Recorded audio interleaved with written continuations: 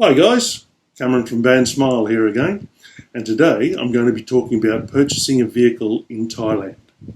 Once again, thank you all for the encouraging remarks and comments from the last video. It is doing very well, and I hope I can share more information with you on retiring and life in Thailand. So, I'm going to be answering some questions about purchasing a vehicle in Thailand. Choosing the brands. I guess the big thing is, it's up to you. You decide. That's a personal thing. What did I go with? Well, I went with a Ford pickup. The good thing about that is you can carry a lot of stuff. We'll soon be moving from Bangkok to Nan.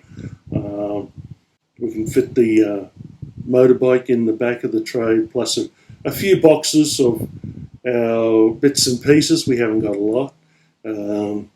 Most of the furniture owned in the condo is owned by the company that has the condo, so not too bad. The other beautiful thing about the Ford having a tray back is that you can carry, legally in Thailand, carry 6 people in the back. It's not too bad. It's cheaper than a little bus, and it's useful for me because we've built a house and I'm going to be building the gardens and doing a few other things, so a tray back is useful. Now, where to buy? Having had the experience of having bought a vehicle from outside the Bangkok area, you have to go through obtaining new license plates and registration, and there's checks done by the Department of Land Transport on if that vehicle has any liens or anything on it. Not a big deal. The experience I had with my dealer was quite good. He got all the transfer papers. We went with him on the day when they went to the land transport to change it over. It was all very civilized. The vehicle has to be inspected. You do a vehicle inspection every 12 months here, a bit like some states in Australia, so not a big deal. We just renewed the registration, or land tax as they call it here, for our pickup, and it cost me $62 for 12 months. Now, the interesting thing here in Thailand is the newer the car, the more expensive it is to renew the registration. So, I'm not saying buy a second-hand vehicle or an old vehicle. I'm just saying it's an interesting comparison to other countries that I've lived in, where the older the vehicle, the higher the registration. But anyway, if you're buying from a registered dealer, there are always deals. I suggest you Google the price of whatever vehicle you're interested in and just see what they're saying, what the book value is, because they'll always put an upmarket on it, up price, and then they're willing to come down. And if you're a Falang with no Thai friends helping you, you may get taken. I was fortunate. I had Nookie's father, who's a truck driver, very experienced with vehicles. Me, I'm not a vehicle type person. I just get in and drive them. Oil, water, air, fuel, that's it. If I want to get it serviced, I'd pay someone to do that. Always have, always will. So Nookie's dad came along and he went over the vehicle, really good. Truck drivers are like that. They're right into vehicles, know everything, and it doesn't matter what country you're in, they're all the same. Tough as nails, but really good people to have on your side. So, doing the purchase. Well, with vehicles in Thailand, for a Falang, you have to go and get authorizations documents from immigration. Now, what I did, because I knew I was buying a motorbike and a car, I also got my license for a motorbike and car at the same time. And that cost me about 800 baht. I was in there for half a day, but that's what happens. You got to take all your paperwork. They like to see your TM30, show where you're living, your passport, your visa, your driver's license, international driver's license if you've bought it. Something you should know about an international driver's license in Thailand. It's only good for 3 months, not 12. And yeah, I was driving around for about 4 months on my motorbike, and I got pulled over one day, and they said to me, where's your license? And I pulled out my Australian license and my international license, and the police officer said, this is only good for 3 months. I said, but they say 12 months. And he said, no, this is Thailand. But he gave me a warning, no fine, and that's when I went off and got my Thai driver's licenses. Interesting fact, when you have a car license, you have a license for that. When you have your motorbike license, you have a motorbike license for that. So you have 2 licenses. If for some reason you lose a license, you only lose it for that vehicle. Done something naughty, you're losing your car license, just your car license. You keep your motorbike license, which is different to what they do in Australia. You lose your license, you lose it for everything in Australia.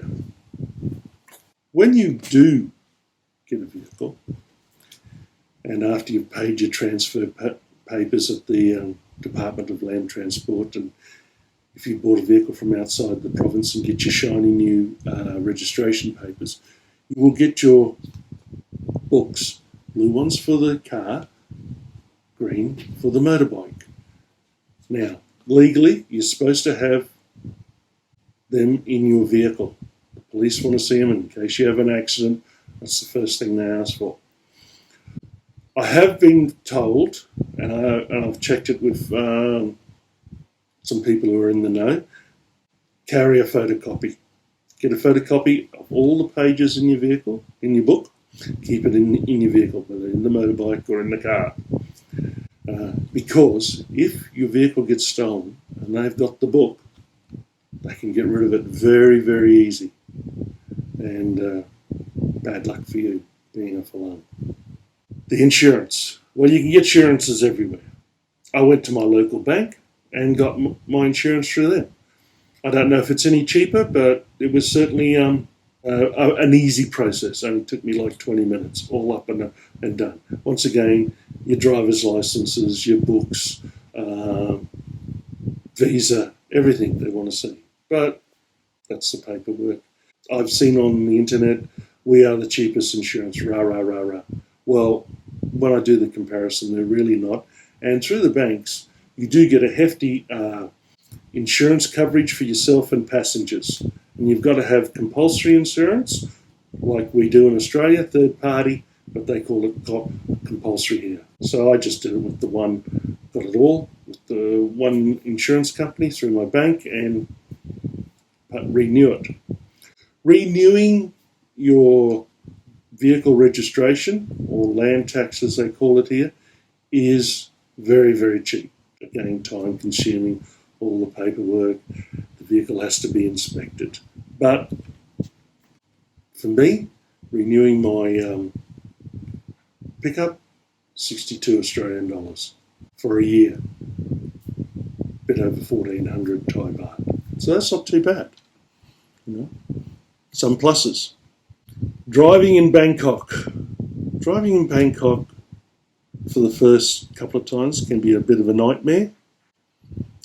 Be careful of your motorbikes that are coming up the sides when you're stopped in traffic, or even when you're going in traffic, be careful. Use your side mirrors, use your rear vision. If you've got cameras, use them as well, especially your rear camera. If you're on a motorbike, it's a legal requirement that you and your passenger wear a helmet. Make sure you do. I've always worn a helmet, but Nookie being Thai doesn't like to wear a helmet, and one day we got pulled over by the police. I mean, there were 200 motorbikes. There was only about 8 of us who had a helmet on, but I'm the one who got pulled over. It's not selective booking because they can only do it one at a time, and I was the first off the rank. So I got a warning anyway, because Nookie's Thai and she was able to talk to the police. So we were lucky there. So remember, wear a helmet. Okay, guys, that's it for today. Thanks again. If you want some advice about purchasing vehicles in Thailand, the team at BANSmile can act as your second eyes and ears, letting you know if it's all legit or not.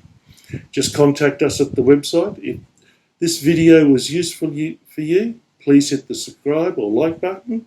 That's it, guys. Cameron from BANSmile signing off. What are you waiting for? What are you waiting for? What are you waiting for? What are you waiting for?